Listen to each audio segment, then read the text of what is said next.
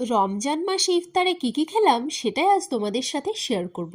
আর খেতে গেলে তো সব কিছু বানিয়ে রাখতে হবে, তাই আমি চলে এসেছি রান্নাঘরে। আজ ভেবেছিলাম সোয়া কাটলেট বানাবো, সেই জন্য আমি সমস্ত রকম ইনগ্রিডিয়েন্টস রেডি করে নিয়েছি। আর তার সাথে সাথে থাকছে ছোলা ভুনা। এগুলো ভালো করে রেডি করে নেওয়ার পরে আমি কেটে নিচ্ছিলাম ফল, কারণ ইফতারে ফল কিন্তু খুবই গুরুত্বপূর্ণ। এখানে সব ধরনের ফলই রয়েছে: তরমুজ, আঙুর, আপেল, কমলা লেবু, চেরি ফল এবং আরও অনেক কিছু। কিন্তু এইসব ফলের মধ্যে তরমুজ হচ্ছে শোস্টপার। তার সাথে সাথে আমি এখানটাতে নিজের জন্য একটা হেলথ ড্রিঙ্কও বানিয়ে নিয়েছি, যেটা খুবই রিফ্রেশিং। এবার খাওয়া দাওয়ার পালা। তো সব প্ল্যাটার রেডি হয়ে গেছে, এবার জাস্ট খাবো। এগুলোর সাথে আমি অ্যাড করেছি মিষ্টি, জিলিপি আর সিঙ্গারা। যদিও এগুলো হেলদি নয়, তাও এক এক দিন খেতে ইচ্ছা করে। তো আজান দিয়ে দিয়েছে, এখানে আমি ইফতার এগুলো দিয়ে সুন্দরভাবে কমপ্লিট করে নিলাম। আজ একজন গেস্টও এসেছিল আমাদের সাথে ইফতার করার জন্য, বাট সে কিন্তু খেয়ে খুব পছন্দ।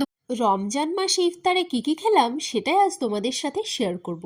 আর খেতে গেলে তো সব কিছু বানিয়ে রাখতে হবে, তাই আমি চলে এসেছি রান্নাঘরে। আজ ভেবেছিলাম সোয়া কাটলেট বানাবো, সেই জন্য আমি সমস্ত রকম ইনগ্রিডিয়েন্টস রেডি করে নিয়েছি। আর তার সাথে সাথে থাকছে ছোলা ভুনা। এগুলো ভালো করে রেডি করে নেওয়ার পরে আমি কেটে নিচ্ছিলাম ফল, কারণ ইফতারে ফল কিন্তু খুবই গুরুত্বপূর্ণ। এখানে সব ধরনের ফলই রয়েছে: তরমুজ, আঙুর, আপেল, কমলা লেবু, চেরি ফল এবং আরও অনেক কিছু। কিন্তু এইসব ফলের মধ্যে তরমুজ হচ্ছে শোস্টপার। তার সাথে সাথে আমি এখানটাতে নিজের জন্য একটা হেলথ ড্রিঙ্কও বানিয়ে নিয়েছি, যেটা খুবই রিফ্রেশিং।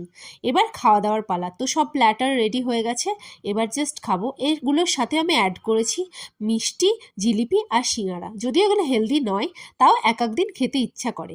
তো আজান দিয়ে দিয়েছে, এখানে আমি ইফতার এগুলো দিয়ে সুন্দরভাবে কমপ্লিট করে নিলাম। আজ একজন গেস্টও এসেছিল আমাদের সাথে ইফতার করার জন্য, বাট সে কিন্তু খেয়ে খুব পছন্দ